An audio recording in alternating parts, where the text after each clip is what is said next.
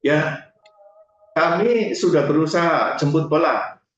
Ya, Ini kami tidak henti-hentinya setiap saat jemput bola. Manakala ada masyarakat dan tokoh yang memang potensi, kami hubungi.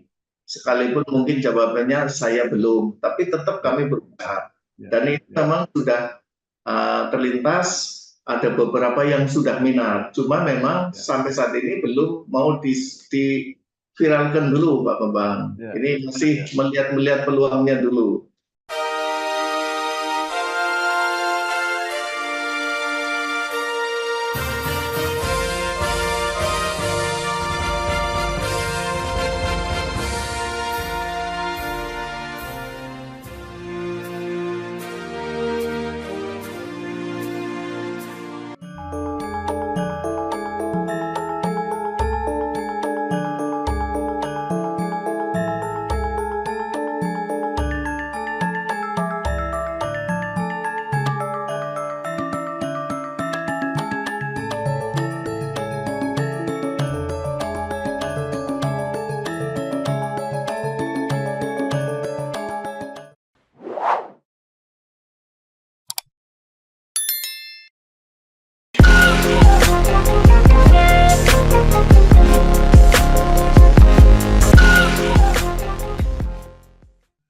Assalamualaikum warahmatullahi wabarakatuh.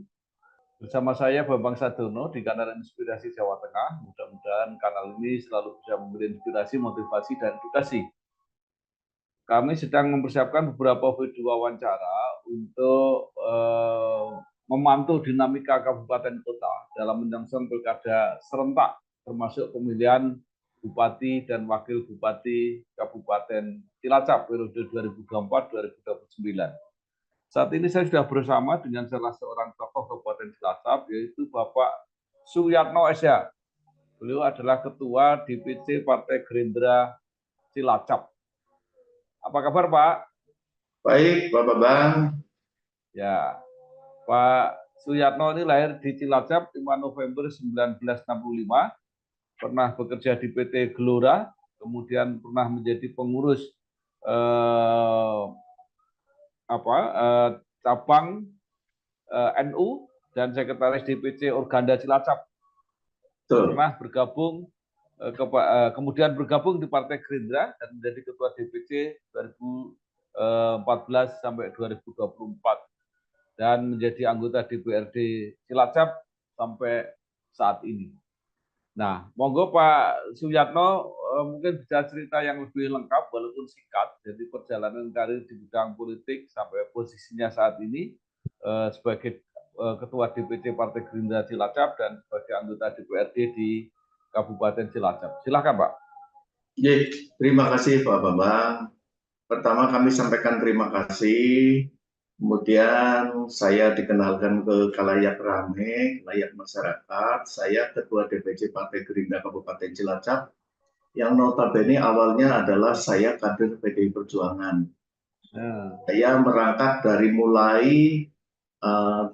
terakhir PAC PDI Perjuangan. Kemudian 2007 saya mundur dari PDI Perjuangan, kemudian 2008 ada partai baru yang namanya Partai Gerindra, kemudian saya bergabung. Saya bergabung selama 1 tahun, tidak ada SK, tidak apa, karena ini partai baru, kepengurusannya juga masih sangat sulit mencari orang. Waktu itu kami tanpa SK, kami ikut berjuang. Sampai dengan 1 tahun kemudian, saya ikut membentuk PAC, ranting, anak ranting, kemudian bagaimana membesarkan partai. Ini Partai Gerindra karena partai baru yang masih sulit mencari massa. Kemudian tahun 2009 saya baru dapat SK DPC, saya ditempatkan sebagai Wakil Ketua DPC bidang OKK. Selama 1 periode ini, 2009 sampai 2014, saya ikut berjuang.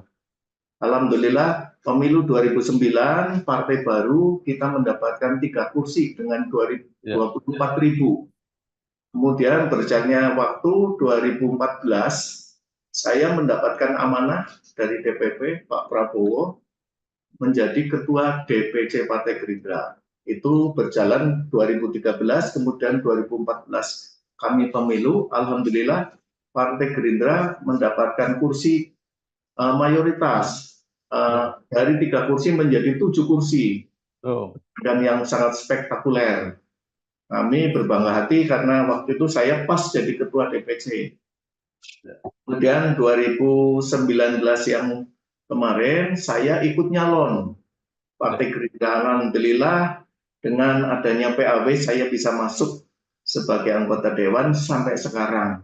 Kemudian pemilu 2024 ini kami juga tetap ikut mengikuti pemilu dan alhamdulillah kami ada kenaikan suara, baik kursi maupun suara. Kami ada 7 kursi dengan kenaikan 19.000 dan alhamdulillah saya juga ikut masuk di dalam kontestasi itu menjadi wakil rakyat 2024 sampai 2029.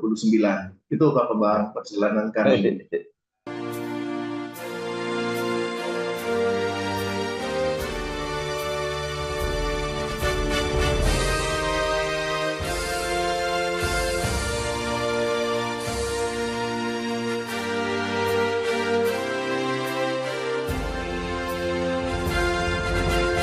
Baik Pak Suyatno, dengan 7 kursi berarti di dalam pilkada Partai Gerindra tidak bisa mengusung sendiri calonnya, jadi harus berkoalisi. Nah, apa rencana Partai Gerindra Cilacap dalam membangun koalisi ini?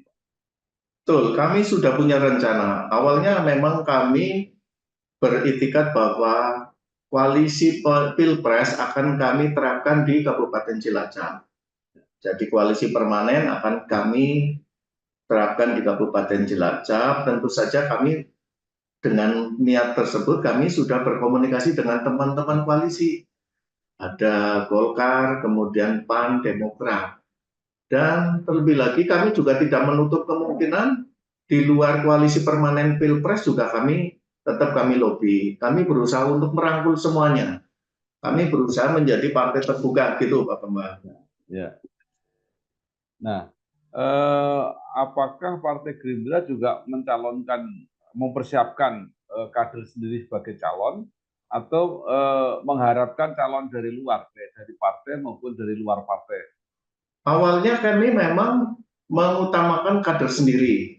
Ya. Bahwa kader sendiri kami itu ada kader-kader terbaik kami, ada Ibu Haja Novita Wijayanti, beliau anggota DPR RI 2 periode mau 3 periode. Ya. Kemudian ada Pak David Ishak Aryadi, beliau anggota DPR Provinsi 2 periode. Sebetulnya kami rencananya merekrut beliau-beliau itu, tetapi kenyataannya beliau masih enjoy dengan duduk di kursi DPR, Pak Bambang. Sehingga kami sebetulnya membuka kesempatan kepada kader kami. Tapi sampai saat ini memang belum ada kader kami, sehingga kami pun membuka diri untuk kader-kader yang lain. Tetapi tidak menutup kemungkinan karena saya lihat ada teman-teman di internal yang kepingin, tapi belum ingin orang lain tahu, sehingga kelihatannya masih uji coba, masih lobby, masih melihat ke depan peluangnya bagaimana. Dan ini kami tunggu, Pak Bambang. Ya, baik, Bu Novi dan Pak David belum berminat untuk nyalon. Sampai saat ini, ya. Bagaimana dengan Pak Suyatno sendiri? Saya cukup sementara saya mengukur diri saya, Pak Bambang. Saya mengukur cukup, alhamdulillah saya sudah terpilih menjadi anggota DPR, sudah bersyukur sekali. Tidak tahu nanti 5 tahun ke depan, tapi yang jelas saya akan fokus sebagai wakil rakyat dulu. Baik. Nah, jadi kelihatannya Partai Gerindra akan terbuka calon dari luar, baik dari partai maupun dari non-partai. Apakah selama ini sudah mulai terlihat, Pak, calon-calon yang kira-kira menjadi pertimbangan dari Partai Gerindra? Ya, kami sudah berusaha jemput bola. Ini kami tidak henti-hentinya setiap saat jemput bola. Manakala ada masyarakat dan tokoh yang memang potensi, kami hubungi. Sekalipun mungkin jawabannya saya belum, tapi tetap kami berusaha. Dan ini memang sudah terlintas, ada beberapa yang sudah minat. Cuma memang sampai saat ini belum mau diviralkan dulu, Pak Bambang. Ini masih melihat peluangnya dulu. Saya sudah mewawancarai baik dari ketua PDIP maupun pejabat bupati. Nah, dua-duanya mempersiapkan diri untuk mencalonkan menjadi bupati. Nah, yang menarik karena Pak Awaludin belum punya partai. Apakah Partai Gerindra sudah mendekati beliau? Iya, beliau sudah merapat ke kami, bahkan sudah intent merapat ke kami. Dan ini sudah kami sampaikan kepada pimpinan-pimpinan kami. Dan ini tinggal proses. Karena kami hanya mengantarkan saja, semua keputusan ada di DPD dan DPW, DPP. Ya.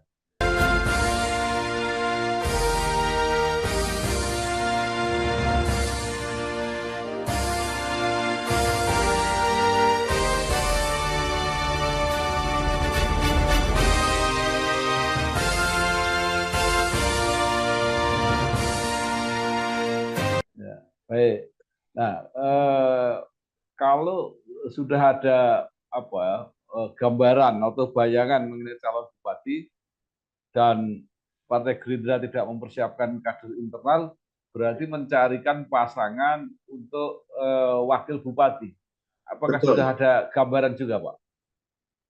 Ya, kami sudah berlembuk dengan teman-teman partai koalisi yang maupun yang akan menjadi koalisi. Itu juga kami berikan kesempatan seluas-luasnya kepada teman-teman untuk barangkali punya kader, silakan kita pasangkan. Baik itu dari internal maupun eksternal, silakan. Masing-masing kan punya jago. Dan ini memang kelihatannya sudah ada beberapa dari teman-teman koalisi yang menyodorkan nama-nama. Dan itu nanti akan kita rembuk bareng-bareng kalau misalkan memang jago itu memang sudah fix. Ya. Jadi kalau tadi yang disebut-sebut mitra koalisinya adalah Partai Golkar dan Partai Demokrat. Apakah yang disampaikan Pak Suyatno akan menyampaikan kandidat calon wakil bupati itu dari Golkar atau dari Demokrat? Ini menjadi kesepakatan bersama, Pak Bambang. Ini jadi kami serahkan kepada hasil kesepakatan ke teman-teman. Ya. Jadi mereka bisa juga ada dari internal maupun eksternal. Yang jelas kesepakatan itu diambil manakala kita sudah kesepakatan koalisi itu sudah terbentuk. Tentu saja ini tidak lepas dari peran serta pimpinan kami di DPD dan DPP. Ya. Di Cilacap kelihatannya ada dua partai yang bisa mengusung sendiri. Kalau tidak salah itu PDIP dan PKB, Pak ya, bisa mencalonkan tanpa koalisi. Nah, jadi kalau situasinya semacam itu, cuma satu hanya PDI Perjuangan aja yang bisa mengusung tanpa koalisi. Ya, PKB masih kurang, Pak ya. Masih kurang 8 kursi. Jadi 8 kursi, baik. Harusnya 10 kursi, Pak ya. Ya. Betul. Jadi PDI bisa mencalonkan sendiri, PKB koalisi kurang sedikit, kurang 1 kursi. Nah, dalam situasi kayak seperti itu, kira-kira ada berapa pasang yang akan muncul? Ya, gambaran kami sih mudah-mudahan bisa 3 pasang juga.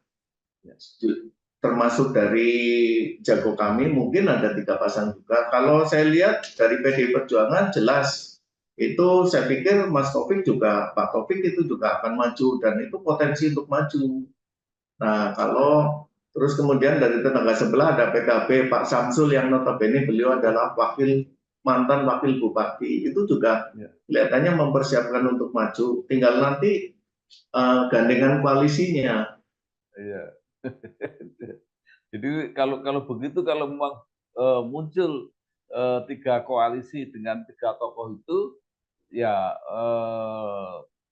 persaingannya cukup imbang, Pak ya. Jadi ketua DPRD, pejabat bupati, mantan wakil bupati, ya kira-kira. Nanti sebagai penentunya adalah masyarakat.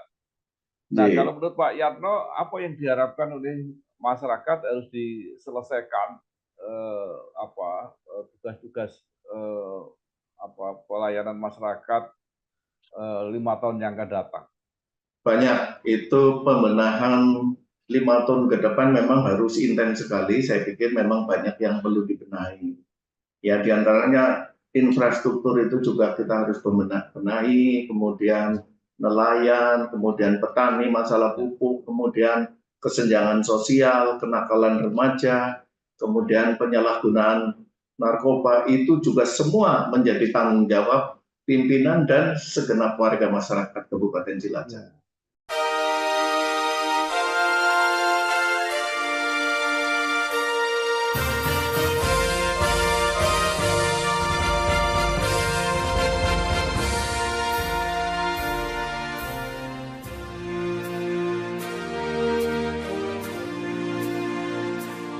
Baik,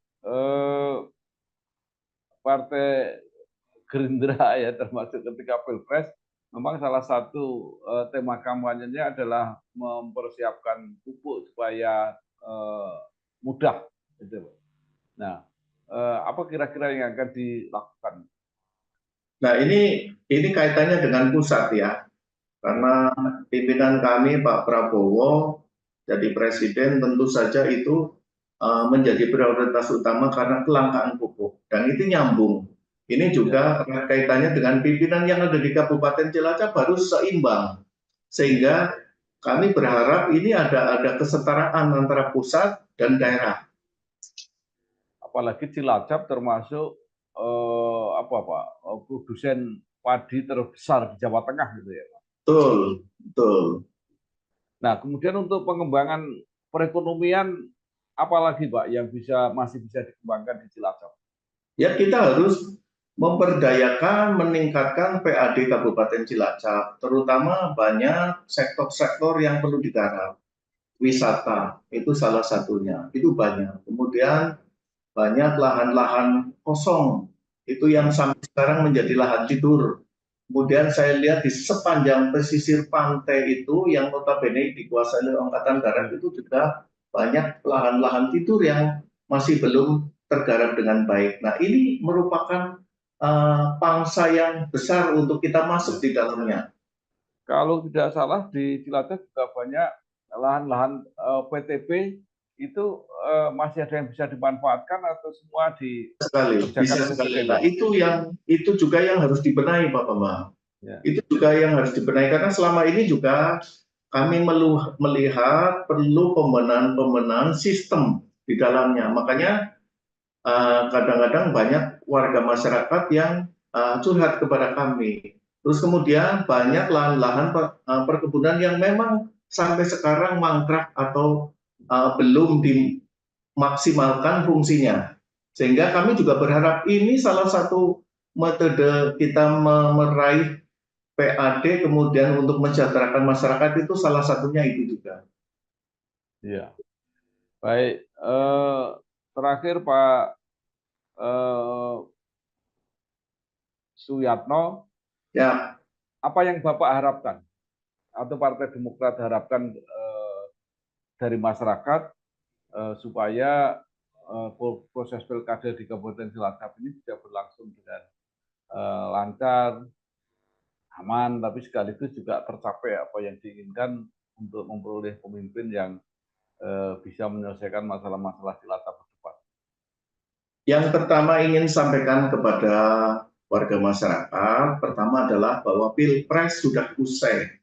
Ya. Artinya setelah Pilpres itu, pasca Pilpres itu kita kembali bersatu lagi. Sebab sampai sekarang saya melihat di medsos, baik Facebook, Instagram, dan lain-lain itu masih caci mencaci satu sama lain. Bahkan selalu menuduh, padahal yang di atas calon-calonnya sudah bergandengan tangan, bersalaman, dan tidak ada masalah. Dan kemudian calonnya sendiri sudah menyampaikan selamat kepada yang menang.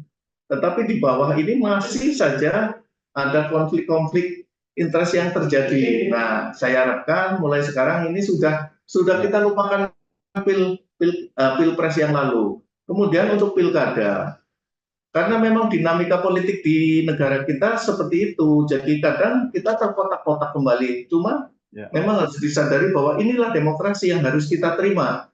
Setelah pilkada, pilpres, dan pemilu usai sudah kita kembali ke menyatu sebagai warga masyarakat kembali dengan tidak terkotak-kotak. Nah, ini yang ingin kami sampaikan, bahwa kesadaran berdemokrasi di negara kita harus benar-benar kita manfaatkan dengan baik, aspirasi kita salurkan dengan baik, tetapi setelah itu ya sudah, kita kembali lagi kepada masyarakat, menjadi warga masyarakat yang bersatu kembali, gitu Pak Bambang. Baik. Terima kasih sekali Bapak Suyatno SH, Ketua Ya, DPC Partai Gerindra Cilacap. Mudah-mudahan apa yang disampaikan tadi memperkaya wawasan kita dan memberi motivasi kepada warga Cilacap sendiri ya, untuk menjalani proses pilkada tadi dengan guyup, dengan bersatu lagi, dan berhasil memilih pemimpin yang diidam-idamkan. Saya ya, kira begitu. Terima kasih Pak ya. Matur. Oke. Wassalamualaikum warahmatullahi Waalaikumsalam wabarakatuh. warahmatullahi wabarakatuh.